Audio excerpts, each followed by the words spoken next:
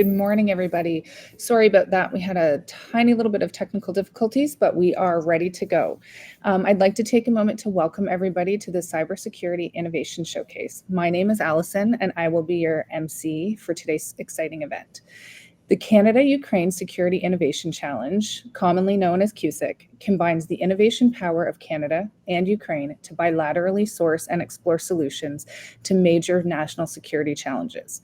This initiative is a collaboration between Ukrainian Startup Fund, Ontario Centre of Innovation, and CommuniTech. Before we begin, we'll go over a few minor housekeeping items and an agenda overview, and I'd also like to take a moment to acknowledge the land on which we gather.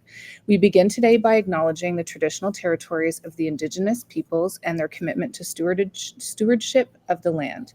We share the responsibility with the caretakers of this land to ensure the dish is never empty and restore relationships that are based on peace, friendship, and trust.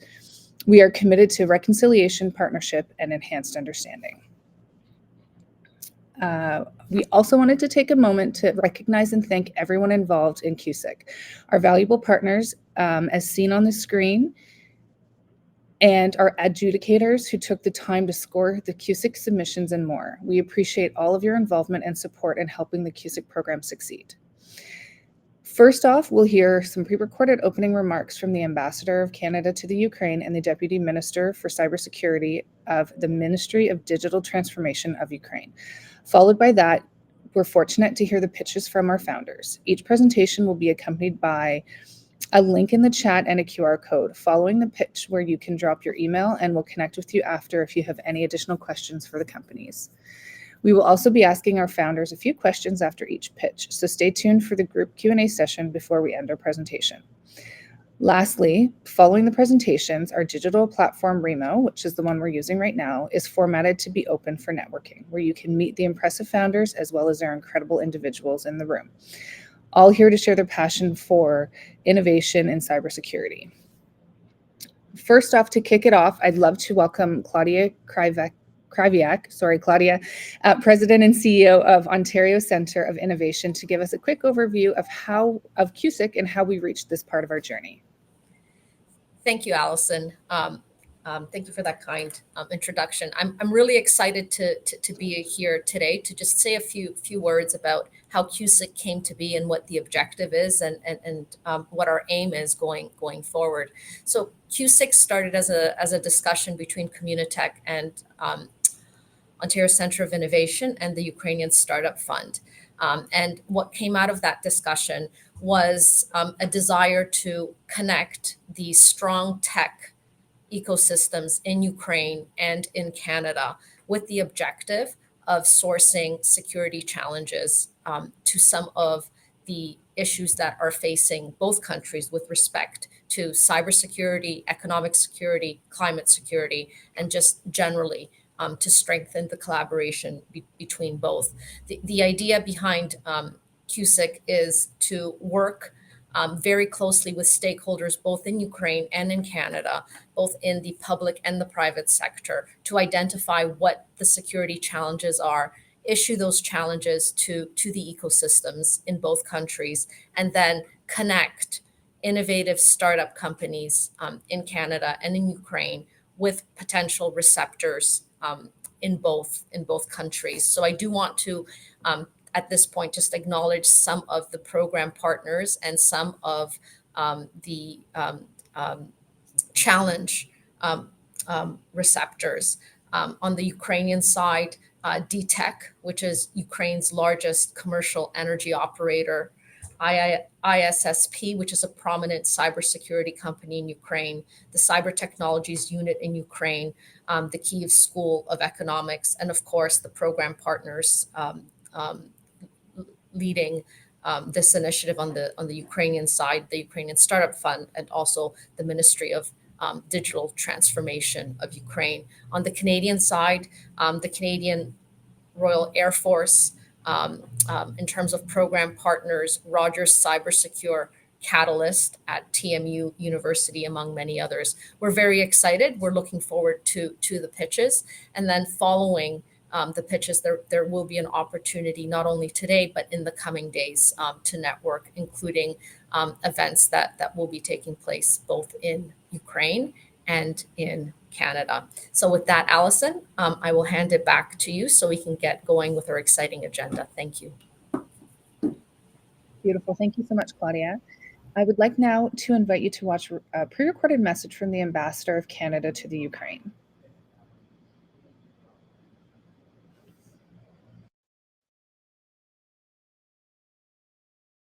A warm hello from Ukraine. I am honored and delighted to be able to say a few words at the launch of an amazing event, and I wish I was able to be there in person.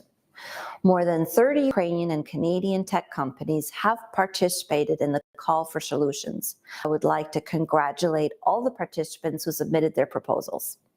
The future of Ukraine is tightly linked to the success of the vibrant innovation and IT ecosystem seen across the country.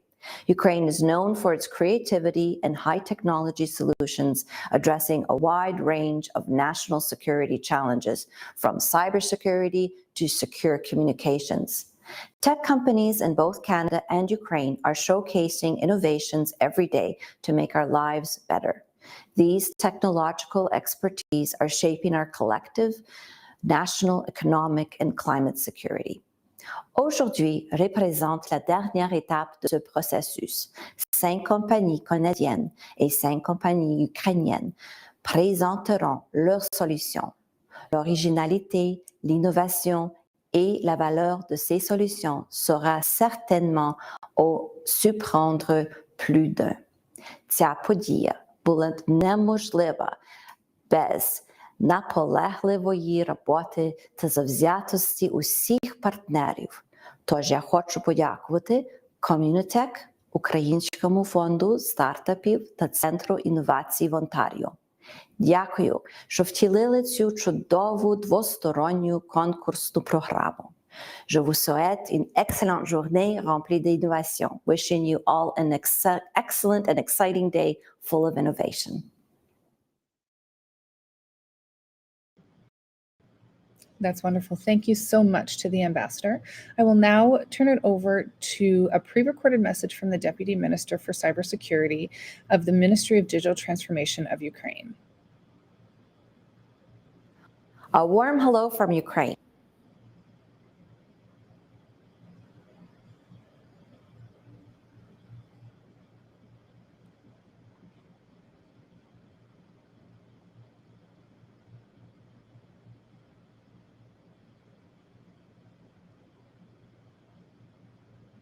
Dear colleagues, dear distinguished participants, dear friends, on behalf of the Ministry of Digital Transformation of Ukraine, I extend a warm welcome to all participants of the Canada-Ukraine Innovation Challenge Solution Showcase.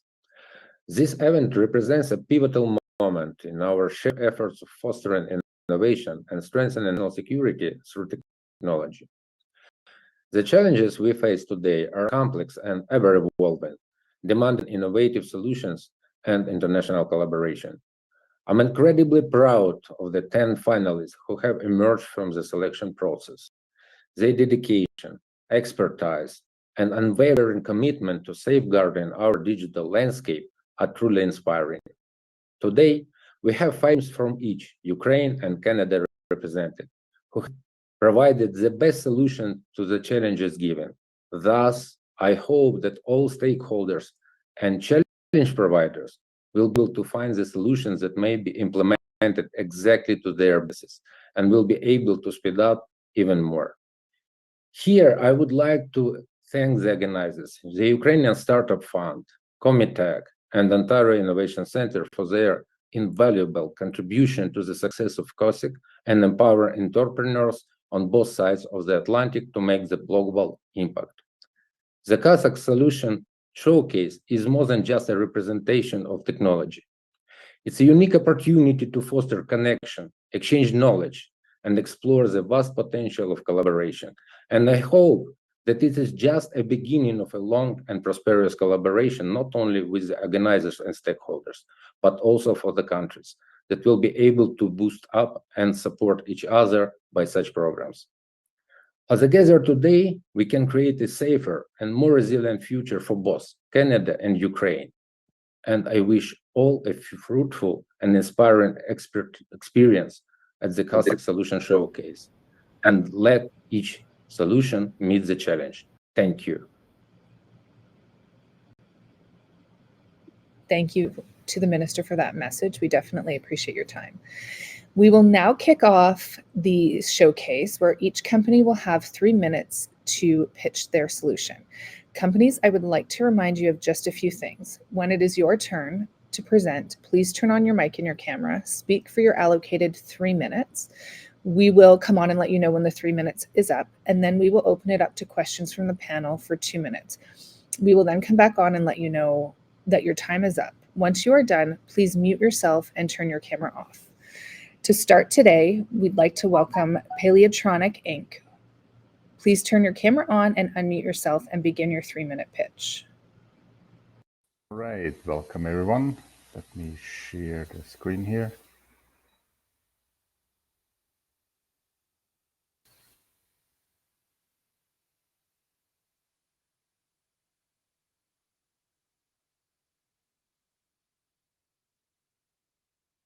All right, sorry. Seems to be stuck on presenting content.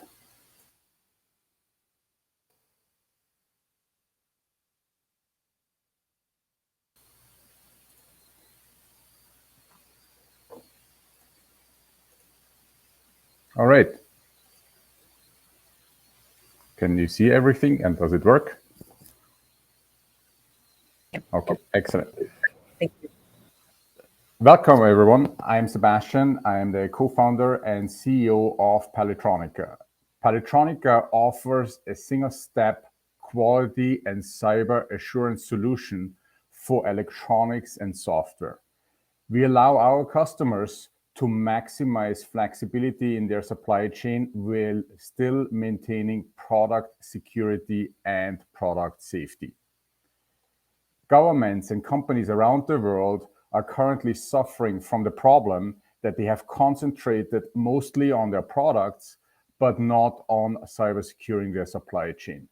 There are many instances out there where products have caused problems that were introduced through the supply chain, and consequently costly recalls and costly rework is currently happening.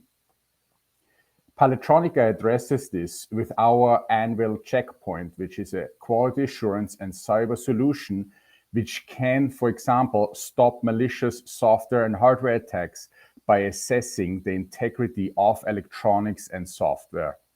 It can also, for example, identify counterfeit products as part of electronics, identify backdoors and other types of, for example, undocumented commands that might linger in systems, and thereby provide, for example, kill switches. The test is non-destructive, follows a black box approach, and is fully vendor agnostic. We are, through this product, pioneering zero trust supply chain models. That means we allow you to cyber test products on your intake as you receive them, and to perform spot checks and threat hunting on products and platforms that you already have. In response to this challenge, we have 3 particular use cases. One is to help get electronics now by enabling purchases from, for example, less reliable sources while still maintaining and while still mitigating risks. We also provide threat intelligence by, for example, scanning recovered electronics and allowing, for example, the approval of recaptured systems so that they're good for reuse. And finally, building a secure future by allowing you to cyber secure your own production and have resilient supply chains. We have a number of proof points, ranging from electronics that are located in fighter jet systems, to nuclear power control, to automotive systems, smart sensors, modems and communication systems, again, camera systems, and even full drone systems that are being analyzed.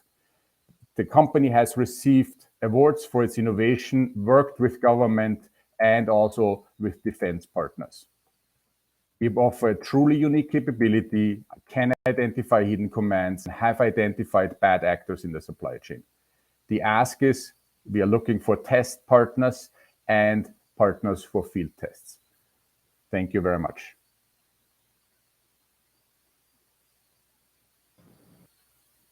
That's lovely. Thank you very much. We are now going to open it up for a 2-minute Q&A for a solution expert. We will start with Arjun from 19. Hi, everyone. Can you hear me? Yep. Yes. Okay, great. Sebastian, awesome presentation and really interesting capability. In the security and defense space, often solutions are being built by founders like yourselves based on a requirement. My question is around what brought you to trying to solve for this problem? Yes. The requirements that we help meet are, for example, when you look at NIST 800-161 for cybersecurity for the supply chain, there are particular requirements in there with respect to authentication and, for example, positive control of electronics that you have in your platforms. That's one particular element. The second element were drivers, like, for example, what happened to companies where they used a trust-based approach for their supply chain, but then unfortunately received counterfeit products and implants in the electronics that followed once they approved a particular supplier. So the driver for this is both requirements driven, like, for example, NIST 800, but also incident-based based on experience that our customers have. Excellent. Alison, room for one more question? Yes, definitely. Yeah, and this question is really just taking stock of the fact that we're here today looking for these solutions because of the conflict that is happening live in Ukraine currently. And this type of technology, I can see it being very applicable to the disparate type of warfare that is being fought right now, where multiple lines of technology are coming in and out of the battlefield.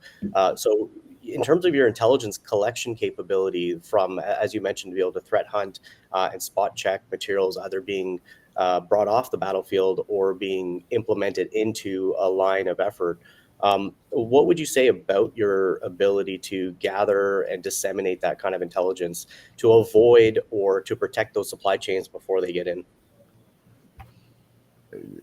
The question specifically is what the novel element is of it, or the intelligence collection capabilities. Oh, okay. Yes, they actually based on the novel aspect that we have. We use physics as the background to assess the integrity of elements, and that means even if you try to, for example, hide as part of an implant or a part of particular functionality that, for example, even use evasion techniques, we can detect these type of elements in the systems, and thereby provide the capability to detect previously unknown vulnerabilities and, for example, undocumented commands and backdoors. Excellent. Okay, thank you. Wonderful. Thank you so much for those questions and excellent answers. If I could ask you to please go ahead and turn off your camera and mute yourself. We will move on to our next company, Heidi's Development LLC. Please turn your camera on and unmute yourself and begin your 3-minute pitch.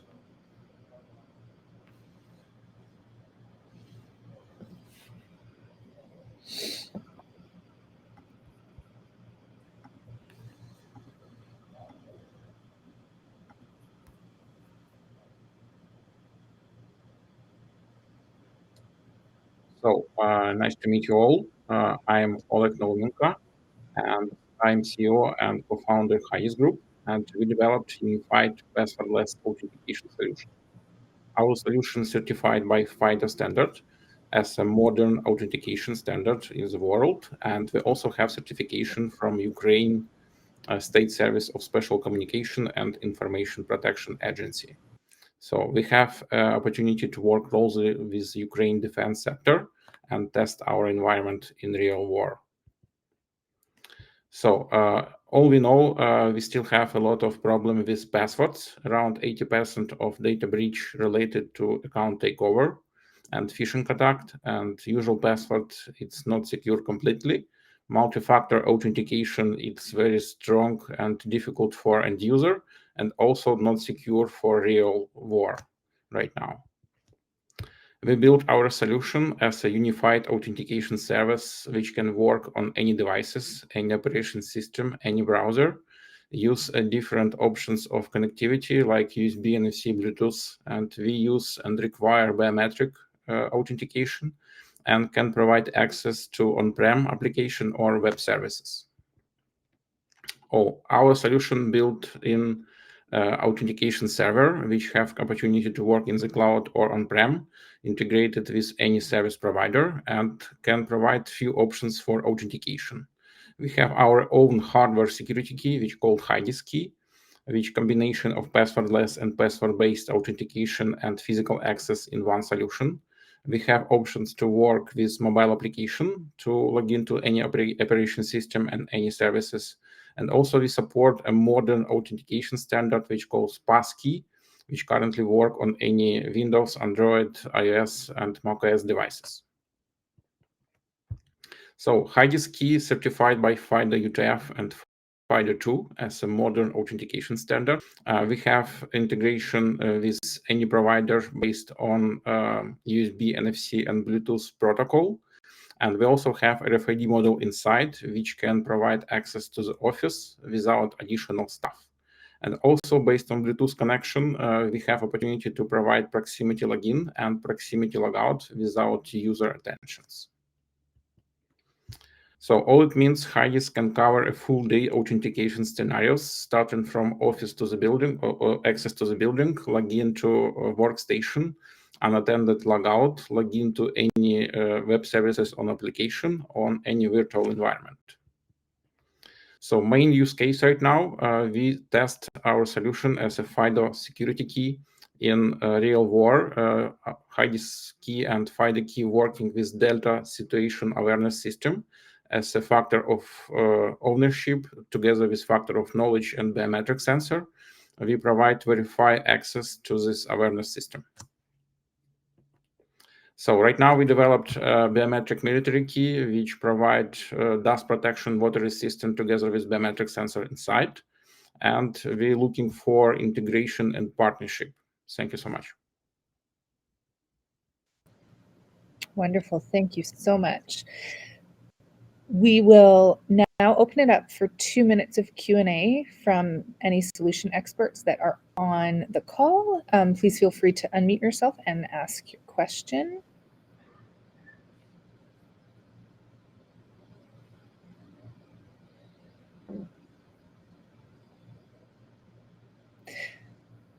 We did have one that came in through the chat, so I'm happy to read that. But if anybody does have another question, please feel free. The question is, how did you come to recognize a gap in the market that you could fill with your product? Yeah, currently we see a lot of options of authentication on the market, and current environment still have legacy services which don't support a modern authentication standard like a smart card or passkey. And a company need to build like a puzzle to consolidate different authentication options to any services. And we consolidate all these options in one solution and provide simple integration to any environment on any operation system. So all-in-one unified authentication, completely secure from modern phishing attacks. It's what we challenging it. Thank you very much. Are there any other questions from the audience? Hi, it's Arjun here. I'll jump in real quick. Oleg, again, really cool equipment. Have you trialed this at all so far with any end users? And if so, what kind of feedback have you received? Yeah, so first of all, we already work more than five years in commercial sector, in healthcare and financial sector. And started from February 2022, we have operation and work with government sector in Ukraine. And we provide our solution to many government and defense services. So right now we have certification from Ukraine Center of Innovation and Defense Technology Development. So yeah, it's a good solution which cover a lot of security frictions and provide simple and secure authentication to current Delta system. And so when you're looking for partnerships and scaling, are you looking at doing that outside of Ukraine and EU? Yes, sure. We're looking for partnership and integration in the other market. Currently, we work in US and in Ukraine. Excellent. Okay, thank you. Thank you so much. Thank you very much. We very much appreciate your time. I invite you now to turn your camera off and mute yourself. You'll see on your screen shortly, in 2 seconds probably, there'll be a QR code. Please feel free to scan that to learn more about HIDs. And if you have any other questions, you can drop them in there as well.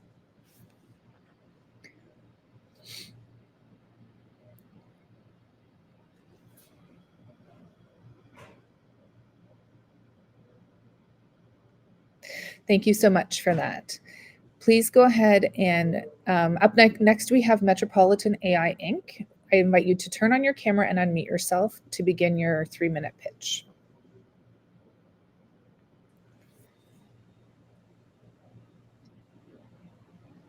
Okay, can you hear me? Yep.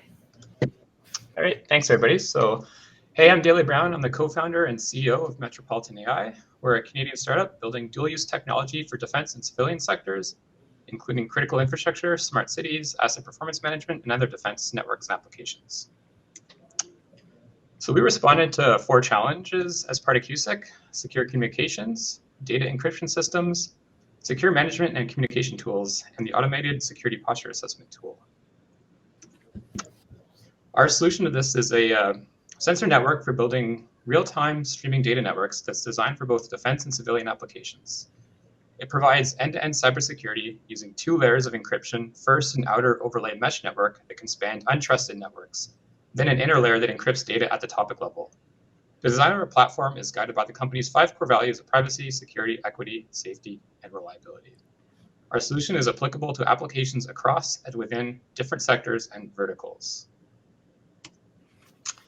So this slide highlights how we're meeting the challenge, and it's a subset of our platform's features that we thought were relevant to this challenge. For this challenge, we think our solution is a great fit because it includes features such as open architecture and standards, a zero-trust security model, crypto agility and quantum safe encryption, data-centric encryption, distributed authentication and access control, and secure device roaming.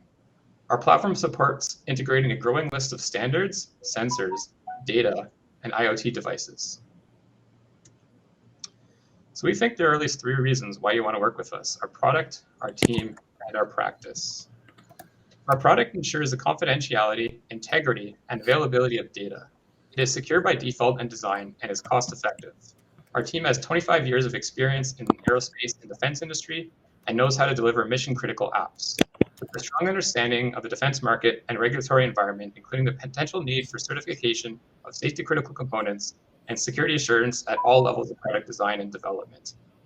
All of our technology is built using engineering practices that ensure security by design. Our flexible business model and flexible deployment options makes our product practical for any size of organization.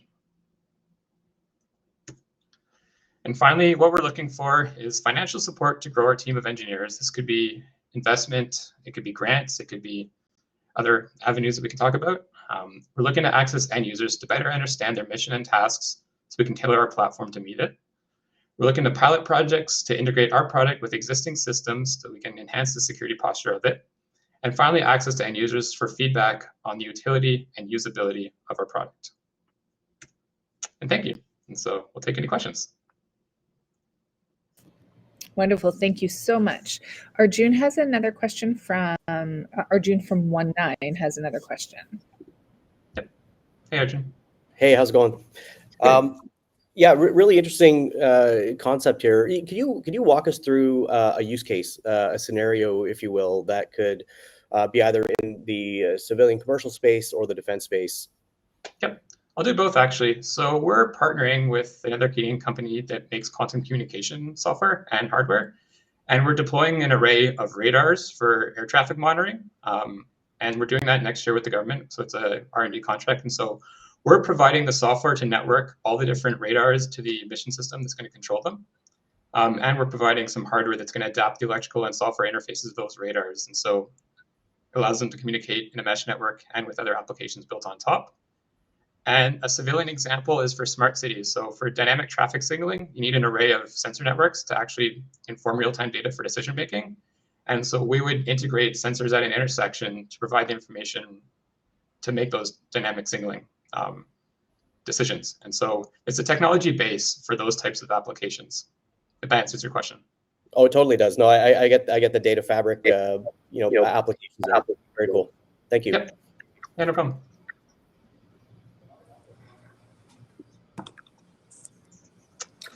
Question for me, if you please.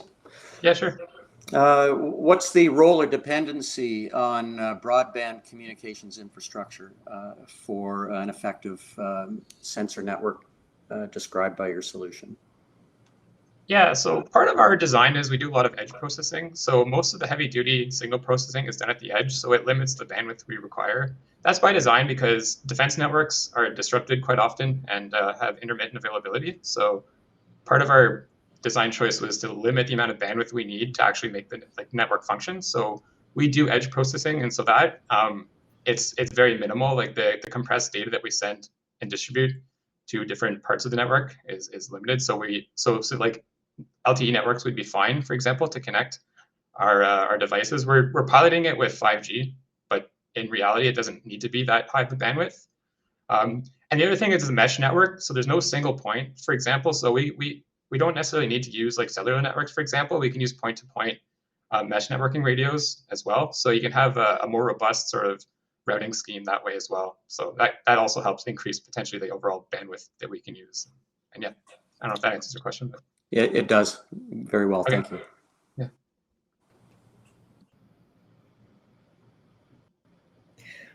Wonderful. Thank you so much.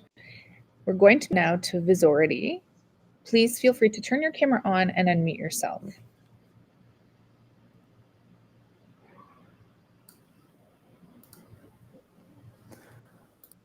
Hello, we are Visority, and we are here to make this world a bit safer place. I'm Max, co-founder and technical lead of Visority.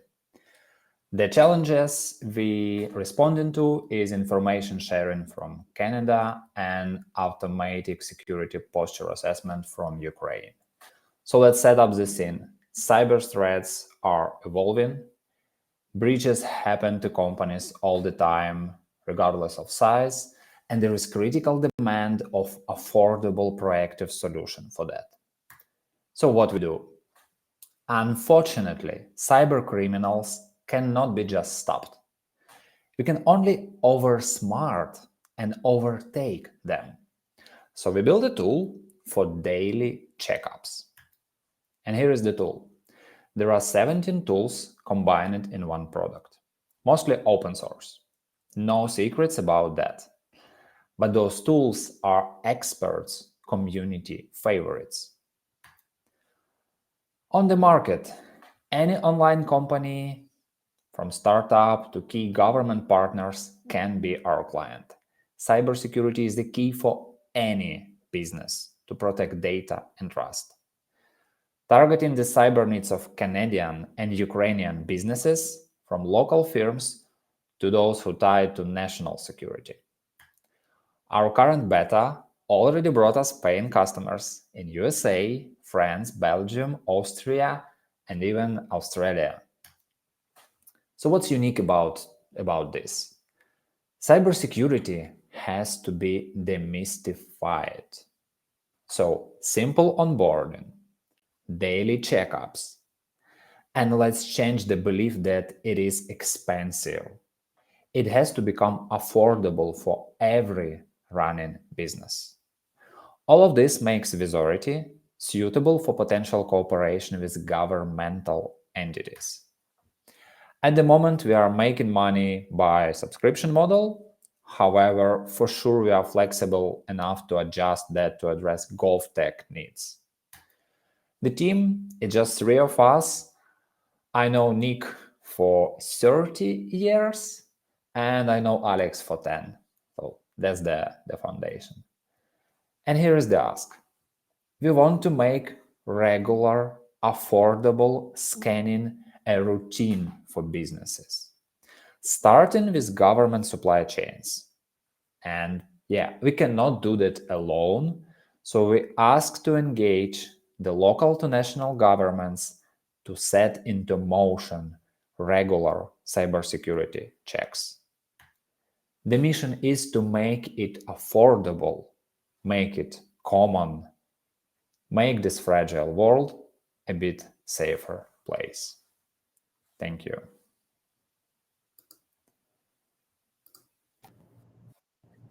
Thank you very much. I do have a question that came in through the chat, but I do also open it up to our experts on the line if they have other questions. The question is, national security can operate on quite a large scale. How scalable is your solution? Well, it is pretty scalable as any other software product. We can scan as many businesses as we need. It is scalable on a technical side. On a business side, it more depends on the capabilities of governmental agencies to reach out to businesses. Okay, thank you very much. Do any of our solution experts on the line have any questions?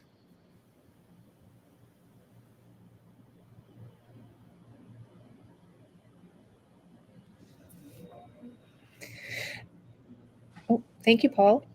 Popping up here, yes.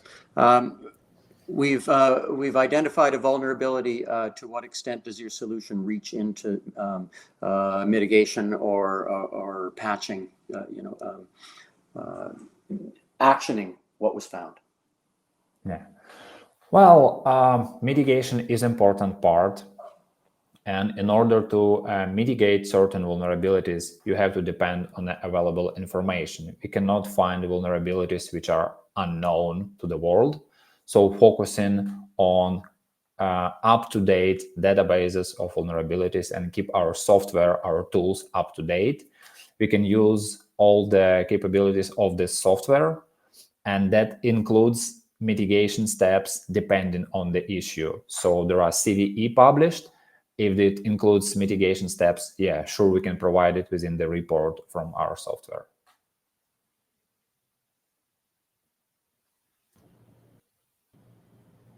Thank you very much. In a moment, you'll see the QR code again, and I encourage you to scan it. And if you have any other questions, we can get those at the end of the presentation.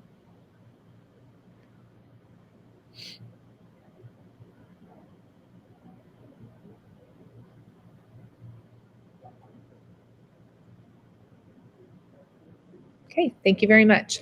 Up next, we've got QuantroPay, and I invite you to turn on your camera and unmute yourself to begin your pitch. Fantastic. Give me 1 second.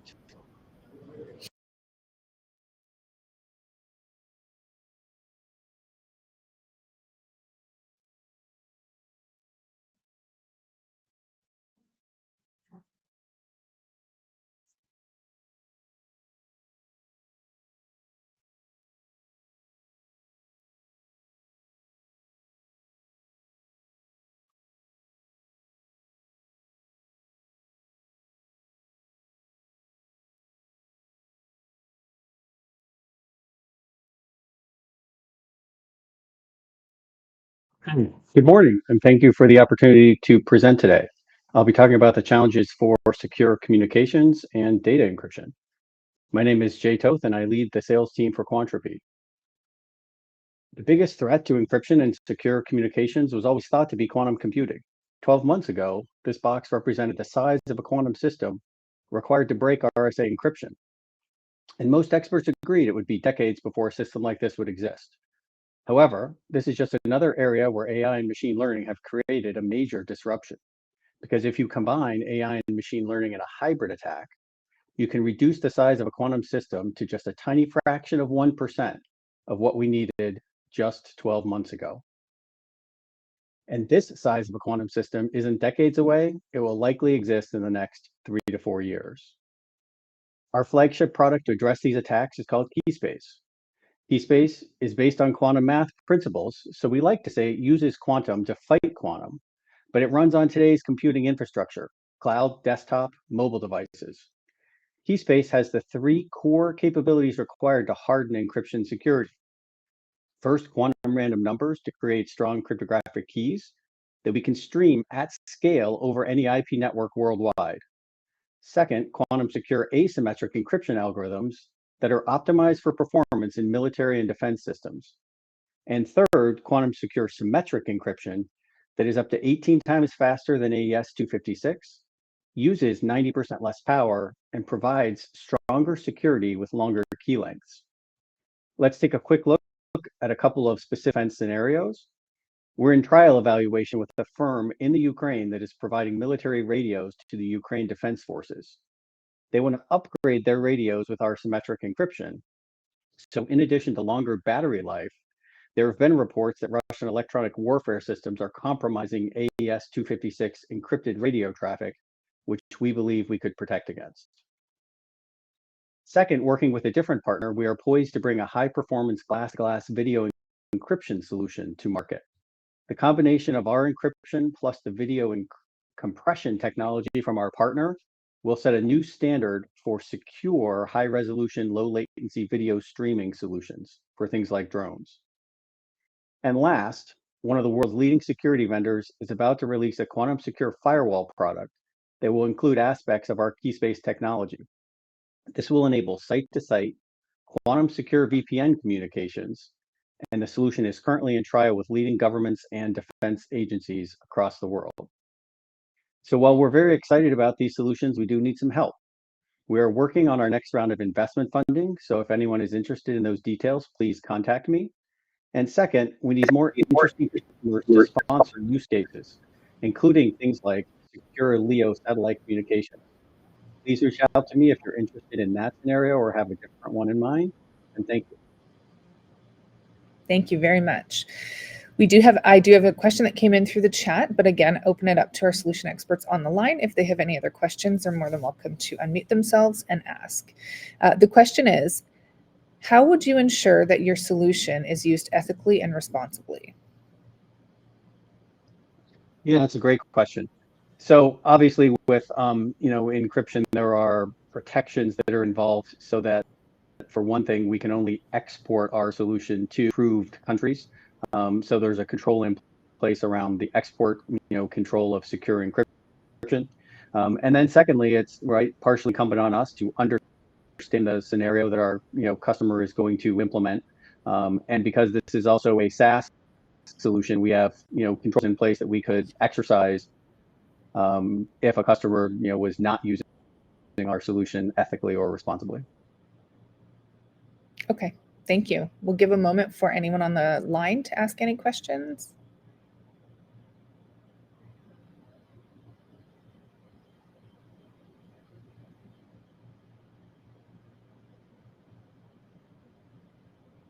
Okay, thank you. Again, the QR code will be up momentarily, and I encourage you to scan that. If you have any questions at all, we can cover those near the end of the presentation.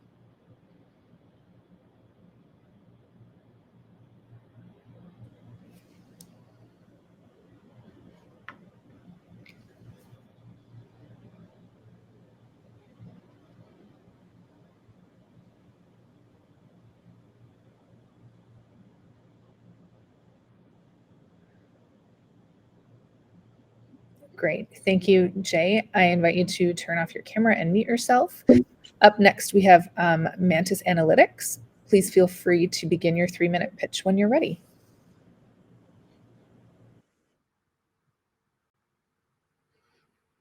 Hi, my name is Maxim, and I am CEO and co-founder of Mantis Analytics, and we provide deep intelligence in real time powered by AI. So remember first day of full invasion, like first missile attacks, first fighting on the battlefields, first state of shock.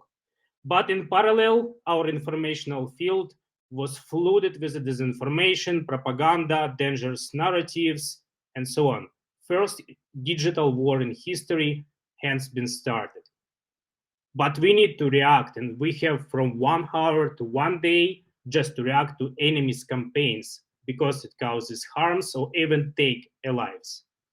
But we now doing like 7 pilot projects with the government and commercial organization, and what we understood that executives lack reliable and actionable data to manage physical and informational risks in so pollute and so intensive informational field that we have now.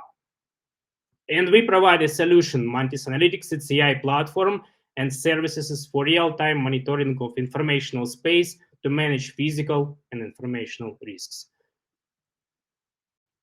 How it works: we collect data from social media, from messengers, from call center, open data, and other type of sources in real time. We split it to the two streams of events, like physical events and mental events, and we proceed data with the help of AI and LLM technologies.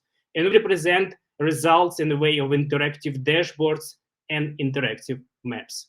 As a result, companies can do historical analysis, reporting, narratives analysis for any time period and any time horizon, and also do operational awareness and risk management in real time. And I want to present you several cases. From the first day of full invasion, we're working with the National Security and Defense Council of Ukraine. We're helping them to monitor Russian informational space. We proceed about 10,000 of posts daily.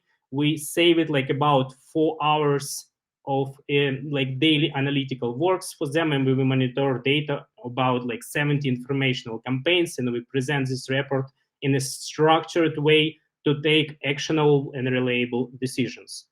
Another like use case, we help in Kyiv city administration to monitor social networks in real time, to increase time and speed up the reaction for the critical events. We do geolocation and classification of the posts in real time. That is our founding team. We have absolutely complementary skills to accomplish this important challenge.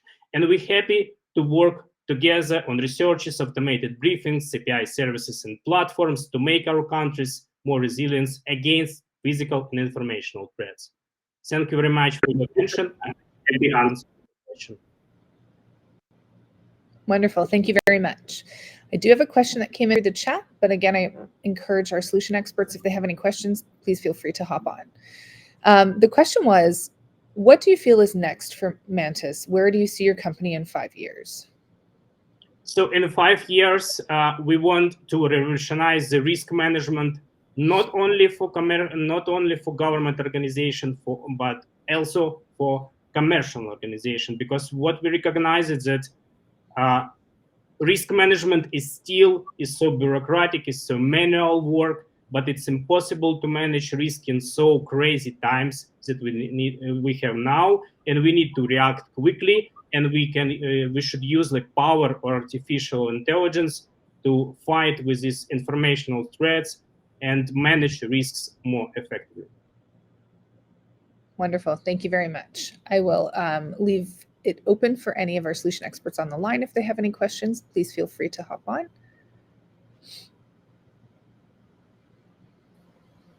Hey, Maxim, Arj here. Really impressive technology and creativity behind what it is that you guys have developed. Employing the entire population to include social media as a sensor now for the battlefield is really clever. So kudos to you on that one. You know, as someone who was formerly in the military, information overload is a real problem. And not knowing what's important when it needs to be known that it's important is something that it sounds like you guys are tackling every day.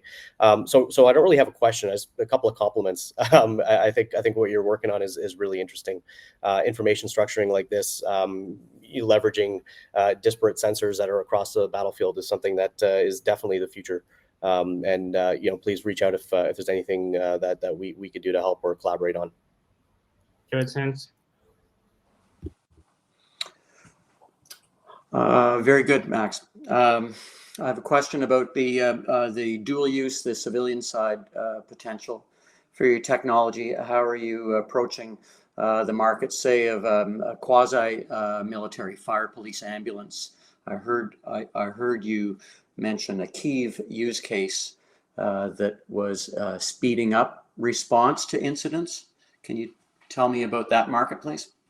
Yeah, so first of all, we could power like city administrations to manage effectively risks in the city.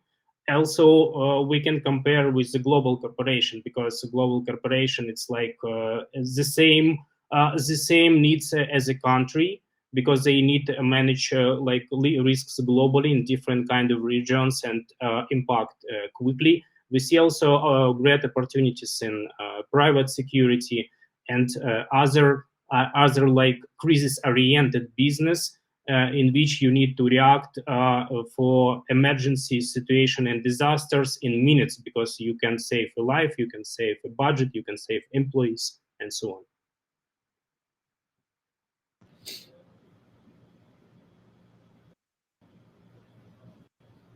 Thank you very much. So momentarily, you'll find the QR code as well. Please feel free to scan it. If you have any other questions, we invite you to add them there, and we will cover them at the end.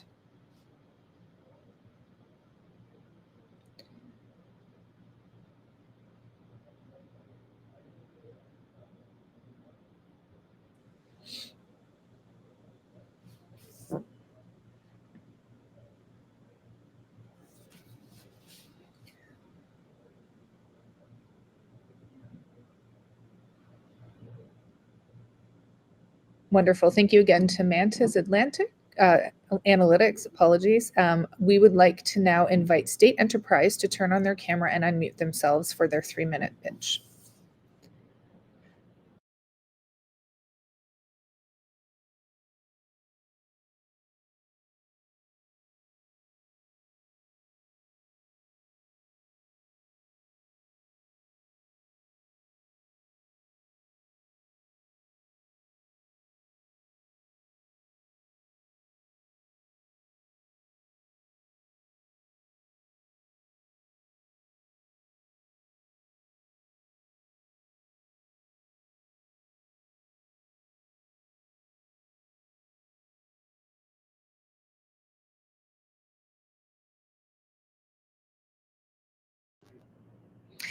Okay, we'll just give them a minute. They may be experiencing some technical difficulties. So we're going to move on to our next company, which is My Layman Corp. Please feel free to unmute yourself and turn on your camera. Good morning. Good morning.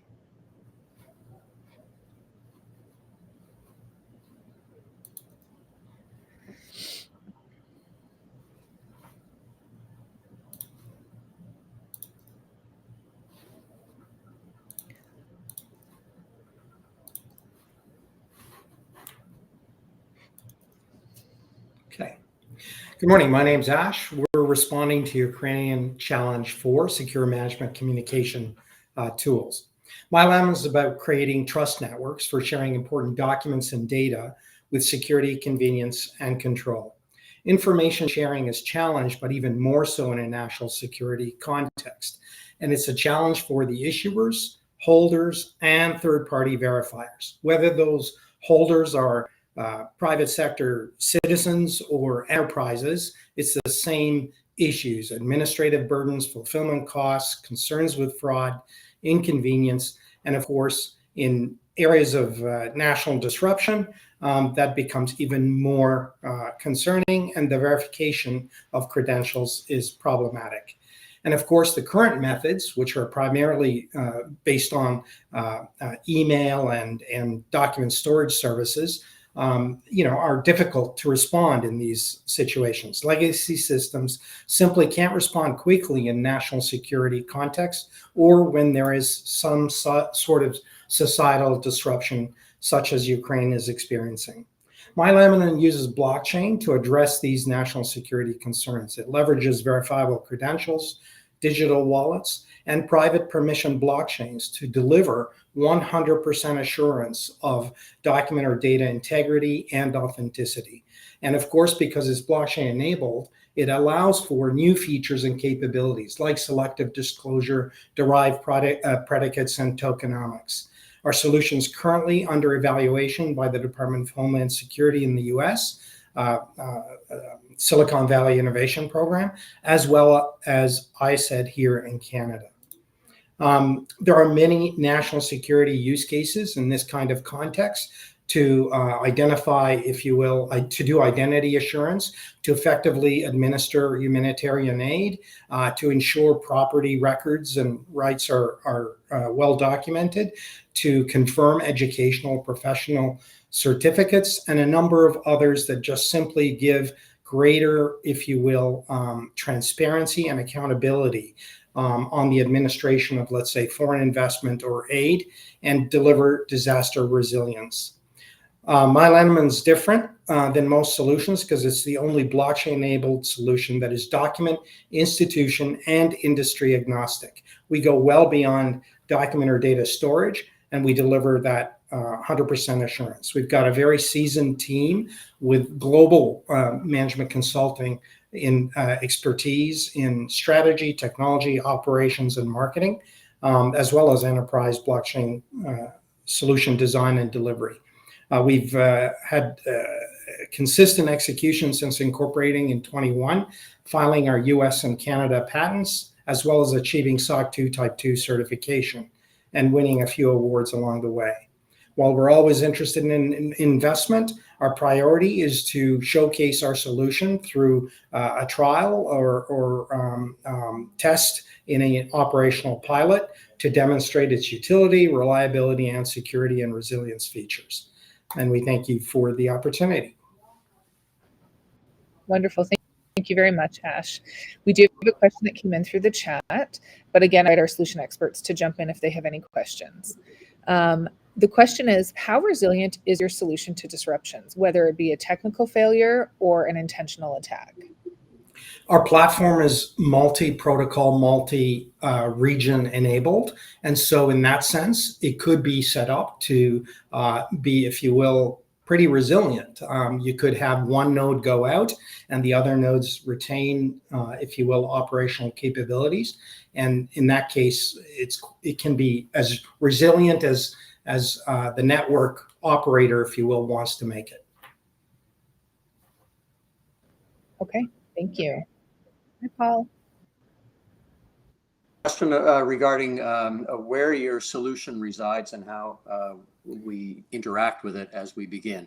All right, is this a sharing, verification solution for sharing, or does your solution extend into the storage and information management duties, elements, aspects of this of the sharer? It can be delivered as a software as a service, if you will, service to multiple, if you will, organizations, but in a secure, if you will, government network context. It could be a private shared on-prem network that may be also distributed across regions. But our solution does go well into the data management space. And in fact, we currently have an operational version of it based on our core platform with Queen's University that asked us to apply this security and mutability, if you will, to sensitive research data sharing. So it was a very unique context in the higher ed space, but quite honestly, it doesn't really matter what the context is. And that's what we meant by it's document, institution, and industry agnostic, Paul. Thank you for that answer. Thank you.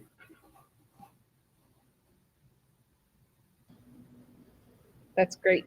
Thank you very much for your time, Ash. We will put the QR code up again. And if anybody has any questions, please feel free to scan it and we can connect with those over before we end the presentations.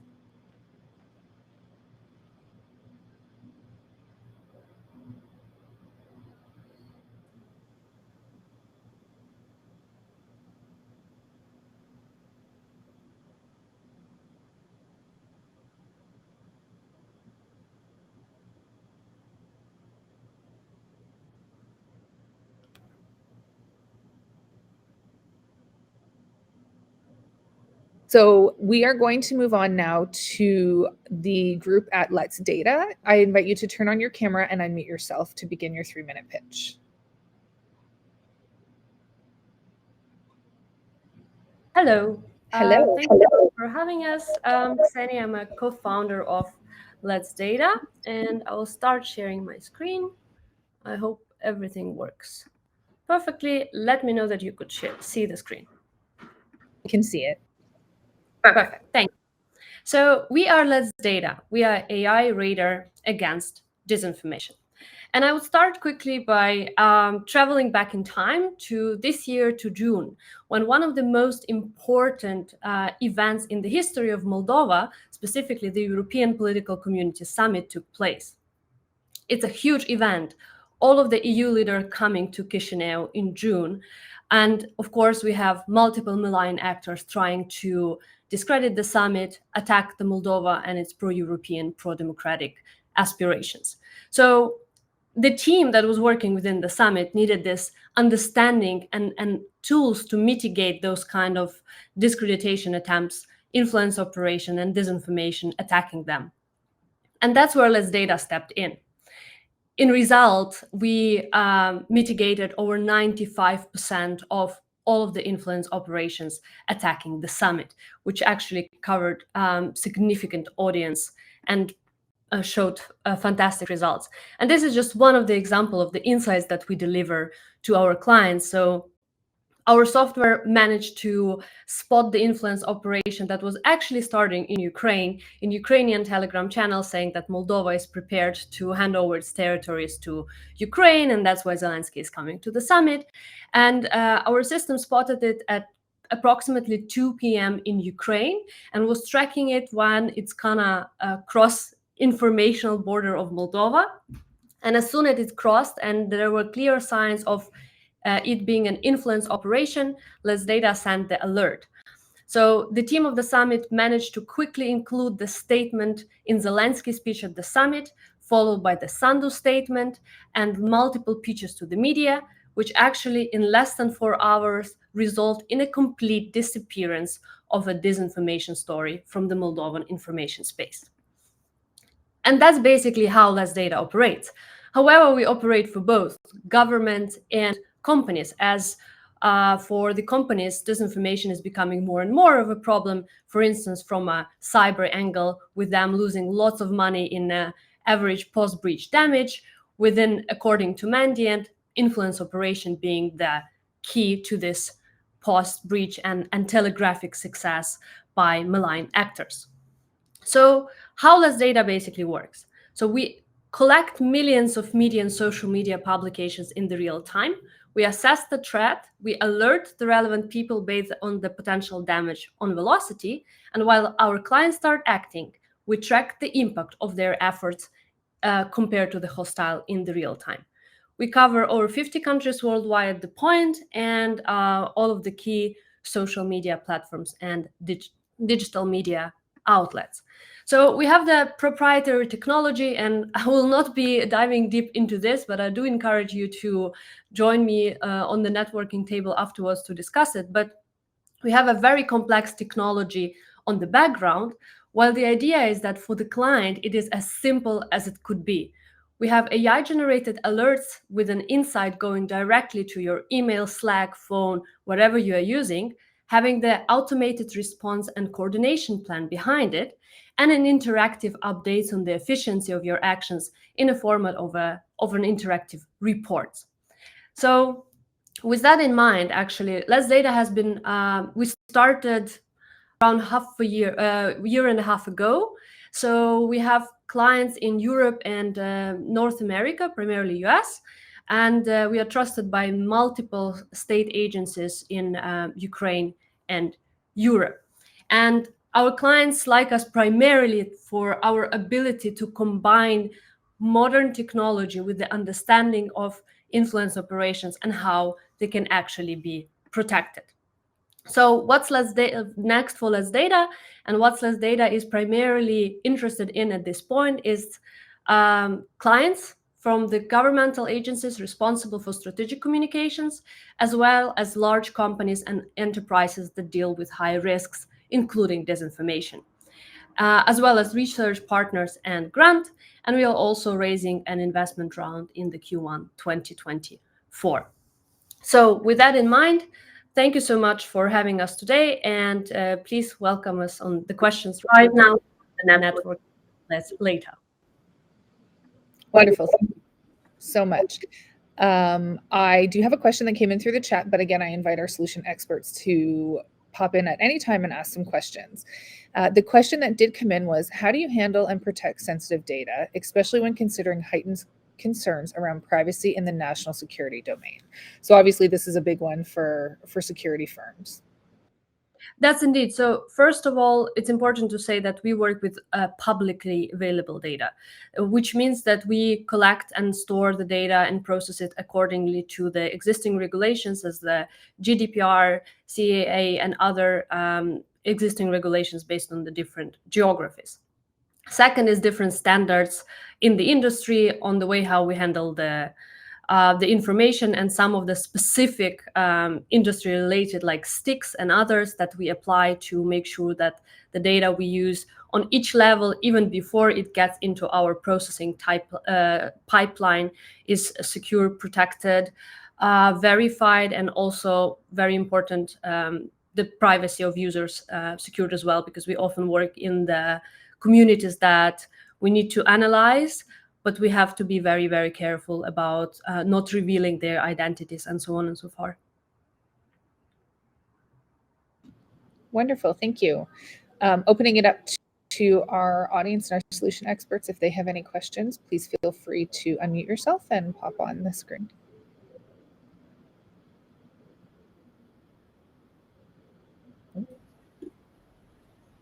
All right, coming in here. All right, there we go.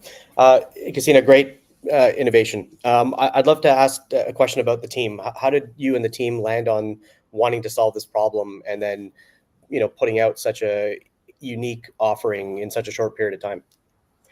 Thank you so much for that. It's actually, I myself is an analyst. I've started as an analyst in this field almost 10 years ago. And the other co-founder, he's an expert in AI. He worked primarily in companies like Grammarly and others.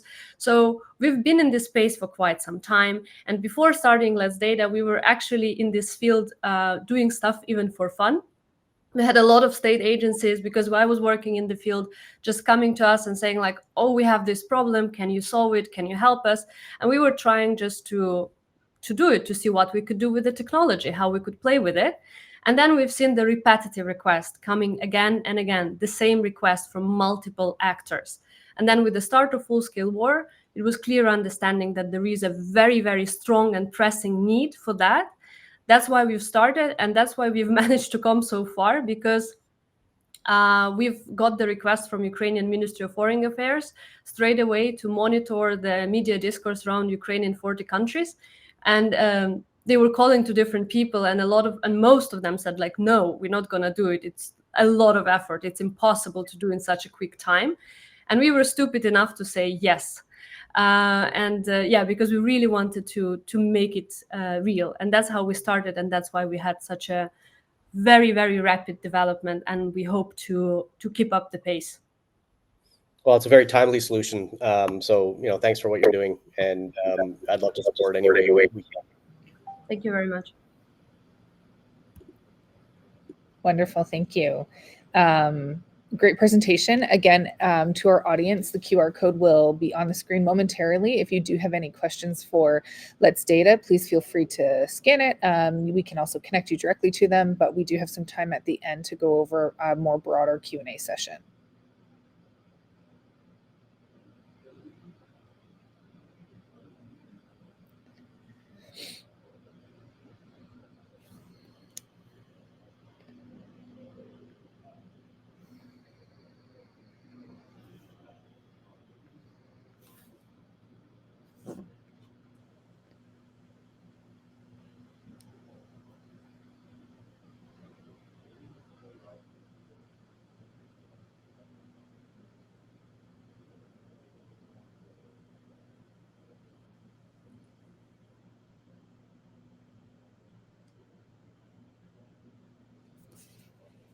Great, thank you very much. Next up, we're going to invite Van Wyn Inc. to join us by turning your camera on and unmuting yourself to begin your 3-minute pitch. Thanks, Allison. Can you hear me all right? I can, thank you, Aaron. Great.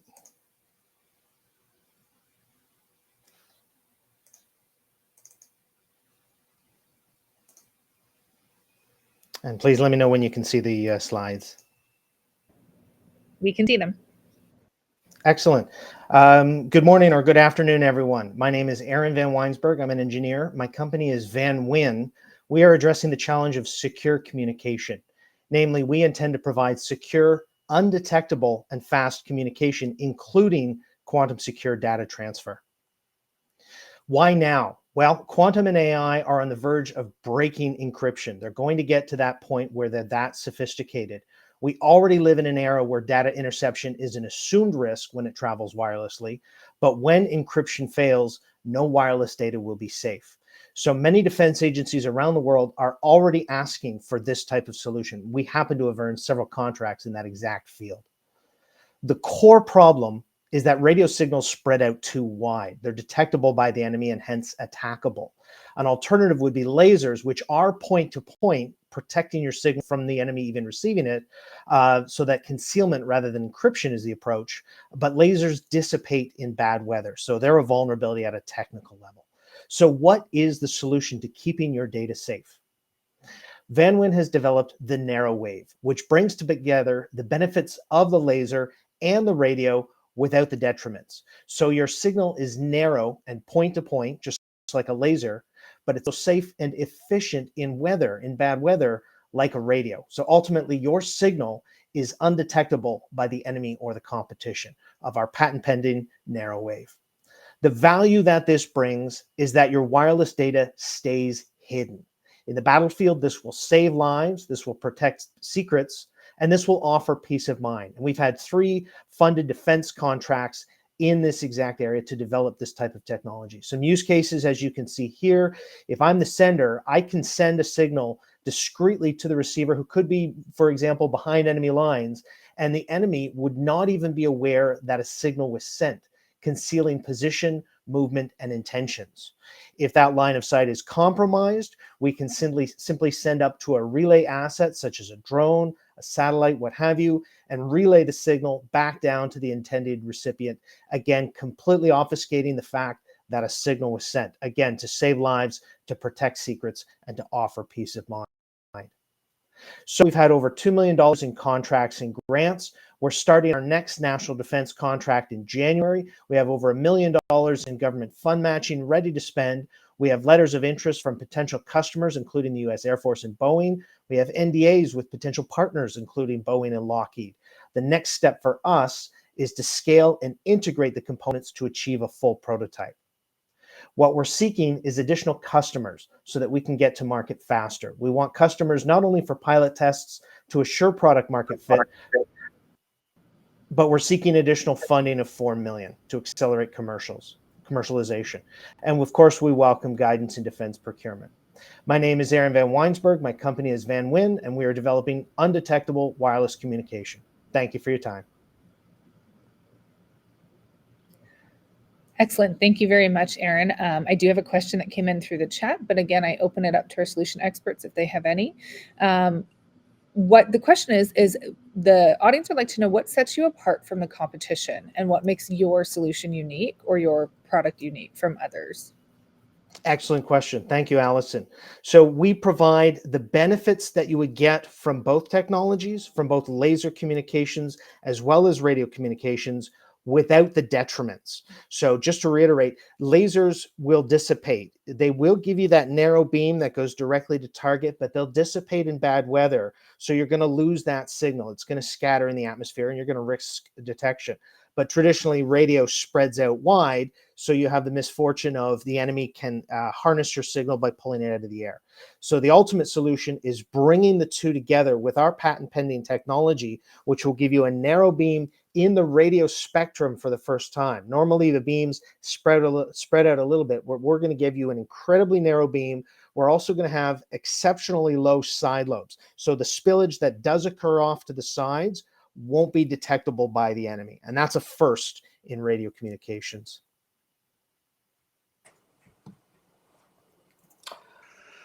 All right. What does the future look like? Would it be conceivable that narrowband radio communications would become the norm, and then gain battery efficiencies, energy efficiencies? Otherwise, is this a direction for technology that brings benefits beyond the indetectability, perchance? Sorry, the last part, could you? Are there sort of radio use benefits that come with your solution that are beyond the narrow beam capability, the indetectable nature of this? Are there, Absolutely. say, energy benefits or the like? Absolutely. Thank you, Paul. So to the first part, the future looks like we are going to need to move as a society to signal concealment in addition to encryption, because encryption will become vulnerable and there'll be a continually escalating game of better quantum and AI, better encryption, better quantum and AI. But the real solution to assure that somebody hasn't cracked your signal but is just keeping their technology a secret, the way to ensure that is concealment. So I see this everywhere. We are targeting defense first. And like I said, we have 3 funded contracts in national defense. So we are targeting defense first because we see the urgency and the ability to move quickly there. But we want to quickly pivot to industry and commercial uses right after that. In terms of benefits beyond, thank you for the question, because secure communication is just one step of a much broader picture that we see. The same technology that we're using to create an extremely narrow wave, we're going to send wireless energy that same way. So we're going to be the first company who offer safe, efficient wireless power transfer. So for example, as we're sending a secure signal to a relay asset such as a drone, we can also send electrical power to that drone so that drone can operate indefinitely. So in addition to being a game changer in secure communication, we're going to be a game changer in indefinite flight for ISR services, force projection, border patrol, you name it, eventually leading to numerous applications with wireless power, removing space debris, sending power down from space to Earth for clean, indefinite green energy, and a whole host of other applications. So we're excited for secure communication to be the first link in an enormous chain of value adds.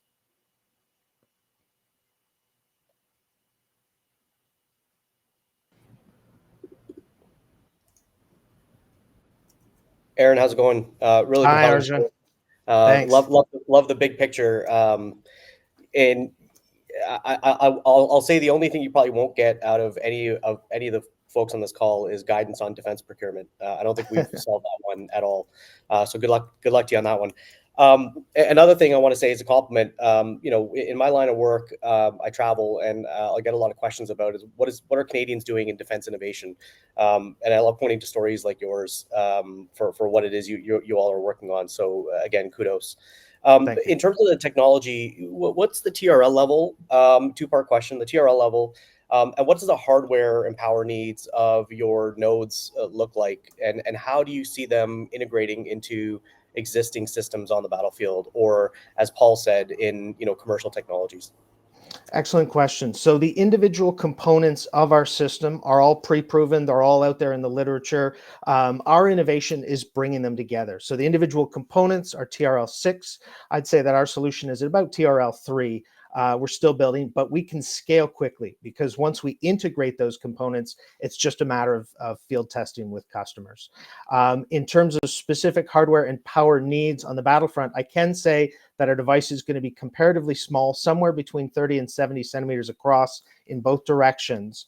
And we're going to aim for low power usage. So for example, if our main low beam is sending out less than a watt, let's say a milliwatt to target, so that a fraction of a milliwatt reaches target for comms, 90% of the signal is going to be in that main lobe. So we are talking on the order of milliwatts necessary for operation. Very, very cool. And just one follow-up. What do you see as the distances and ranges? I mean, you spoke from ground station to space, so I think the answer is clear. But on the battlefield, this is not a line of sight issue, or is it? Well, if we can target directly from, let's say, one warfighter to another or one peacekeeper to another, then it's simply the physical distance between the two.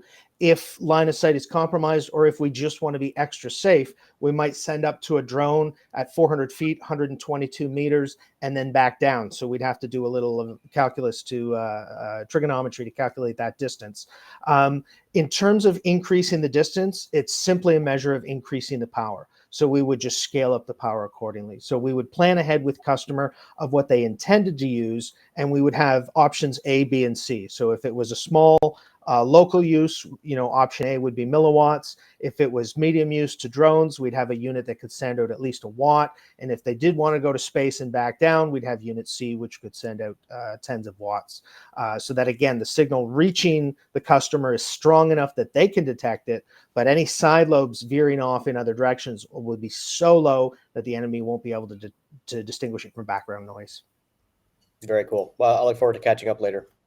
Thank you very much. Thank you very much. Excellent. Thank you so much, Aaron. To our audience, in a moment, you'll see the QR code for Van Wyn. Please feel free to scan it. If you have questions, we can cover them at the end of the session, or you can leverage that QR code to contact Van Wyn directly.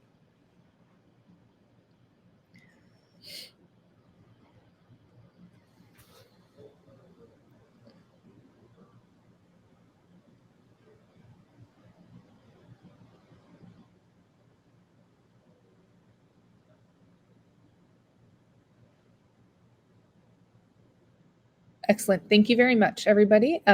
We are going to invite State Enterprise back to do their 3-minute pitch. Hello, everybody. Do you hear me? I can hear you. Yep.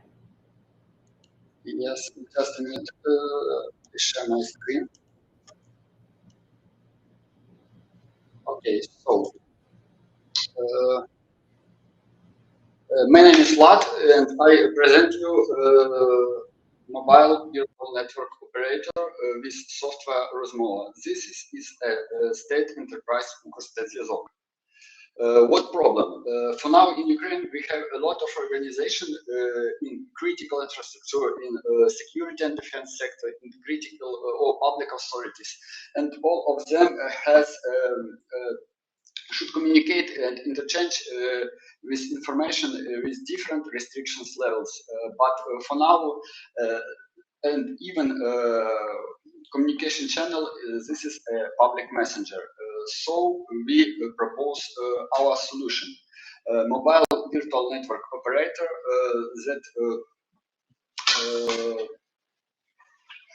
that can secure communication of staff in critical infrastructure sector and defense sector and critical infrastructure and public authorities.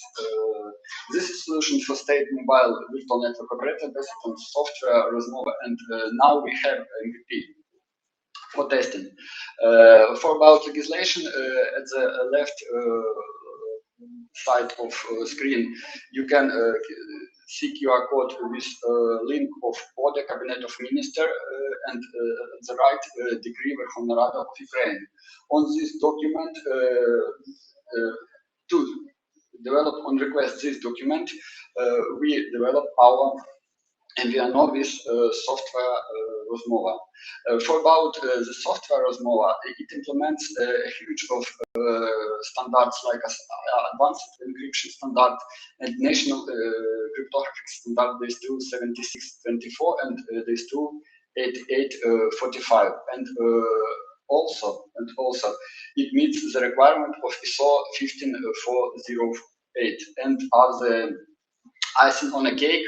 The software itself has the preliminary positive conclusion of the relevant certification body of the State Service of Special Communication and Information Security. What about implementers? For now, the main implementers is the State Enterprise CUSIC. We provide electronic communication services to public authorities, to security and defense sector, and also for critical infrastructure. Also, we have a huge positive experience in public procurement, so we're ready for testing, developing, and scaling our decision MVNO with software Rozmova. Why we have? For now, we have martial law so our project having government finance. And on CUSIC, we search financial assist for develop a test region of mobile virtual network operator, Rozmova, with at least 500 subscribers. For this goal, we need staff learning and financial support for this. We need customer devices. It's about 500 devices and mobile development management system for this. And we need co-support for our goal. We're ready for financial reports about spending money, for partnership with interested organization by win-to-win model. And what about revenue? We calculate that our month's plan for one subscriber will cost $19.99. So if we have at start 500 subscribers, as the first year we have revenue $119,000. But for market size per year, it's about $28 million. So we just at start of this distance, come with us and let's win together.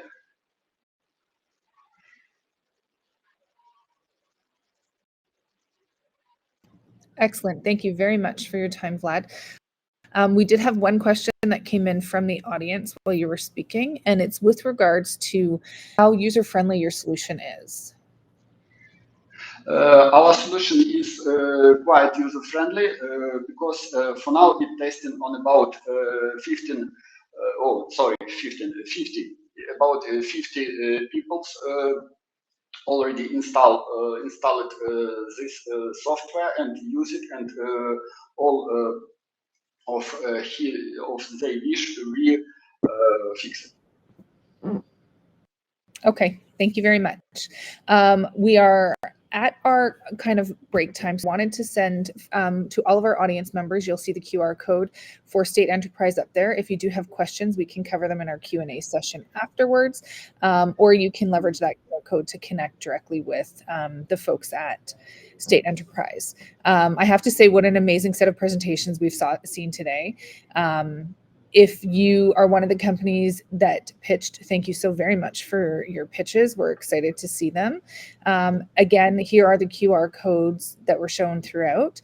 Alternatively, if you cannot or did not have an opportunity to click the QR codes or scan them, please feel free to email us at CUSIC, CUSIC, at communitech.ca, and we can happily facilitate introductions, or we can gather some questions for the second part.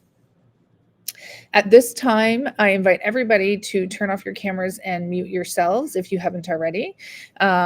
We will take a 5-minute bio break. During that time, we wanted to put the upcoming Ontario Centre of Innovation's Discovery X slide up for all of you. OCI is bringing Discovery X back after almost 4 years, so that's super, super exciting. As you can see, it will be April 17th and 18th of 2024 at the Enercare Centre in Toronto. For more information, please visit oci-innovation.ca about/discoveryx/. We'll see everybody back in about 5 minutes, about 10:45. Well, again, a huge thank you to all of the companies that presented this morning. Loved hearing about all the solutions and really excited to see where we can go from here.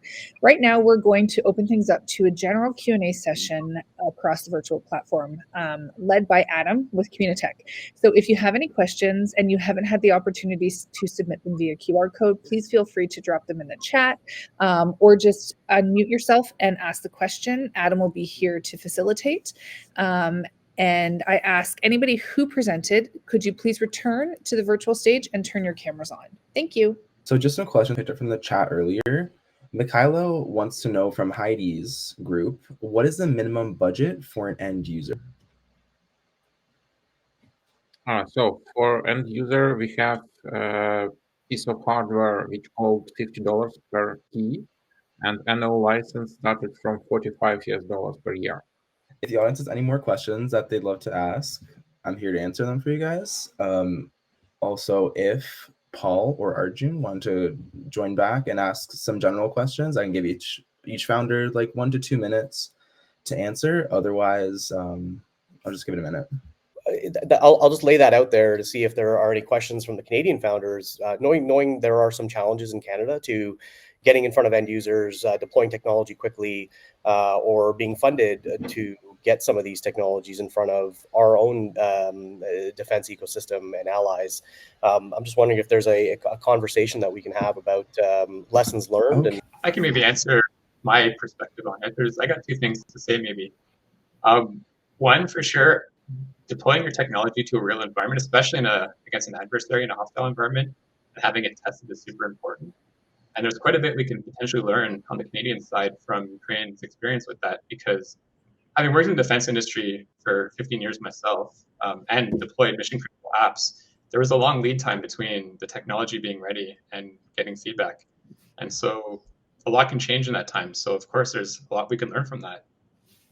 And the second thing that maybe from a Canadian startup side, especially that wants to someone who creates dual use technology, I think there's a gap in funding between like the ideation phase and actually and more funding available once you hit higher TRL levels. And that's something that we found in terms of so we've self-funded our company up to date, just because a lot of the grants that we were looking to apply to required a higher TRL level. So it was a bit of a chicken and egg problem when we first started out. And we didn't want to take on dilutive funding right away. And so just so we had a bit more control over our kind of ideas that we wanted to try out. And so I think maybe there's a gap there of some sort of funding vessel available to Canadian startups very early on who want to try out an idea with the government before they're ready to really scale up and raise funding in later rounds. And so anyways, that's my 2 cents. I'd like to add to what Arjun said. I think that was really insightful in the sense that I commend the Ukrainian teams because they sort of ratified that necessity is the mother of invention, right? And here we are in Canada. We may have a great idea, but we're not pressed to get it out there. We have to go through the structured, if you will, process to pursue a government opportunity for deployment.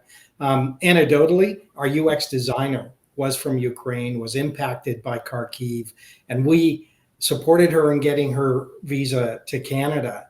And it sort of ratified what we were proposing because she struggled to do that given the disruption. So I really commend these guys for doing that stuff they're doing in the environment they're doing it in. Congratulations. If I could just second Daly's original comment, there are some challenges in defense procurement for small startups such as many of us. The IDEAS program was a step in the right direction, but it's been evaluated by the government as having some issues that need to be dealt with, which many entrepreneurs have probably, such as myself, have experienced. But it's moving in the right direction, and so it's good to see that that those steps are being taken. That's wonderful. Thank you so much for the question, Arjun. Does anybody else have any other questions before we move on to the fun part of the event? Okay, wonderful. I wanted to say a huge thank you to our incredible founders, our partners, our adjudicators, and the audience for being part of this groundbreaking event. The platform, Remo, for those of you who aren't familiar with it, will remain open for networking opportunities. Now, to do that, what will happen is you'll see kind of like a lounge-looking conference setup space from a virtual perspective. What you need to do to join the table is simply click on the chair and have a seat. Each table has its own conversation and a chat breakout room, similar to what we were using right now. And then as you'll notice, just at the bottom of each table, it is labeled with each of the founders' name, each of the founders' companies, sorry, not the founder name itself. And so you can join and chat with them at any time. The companies that you saw present today will have representatives from at each of the table. And if you're having any trouble with the Remo platform or have any questions, please feel free to reach out in the chat to our admin, which is the CDMN, and they'll help you troubleshoot.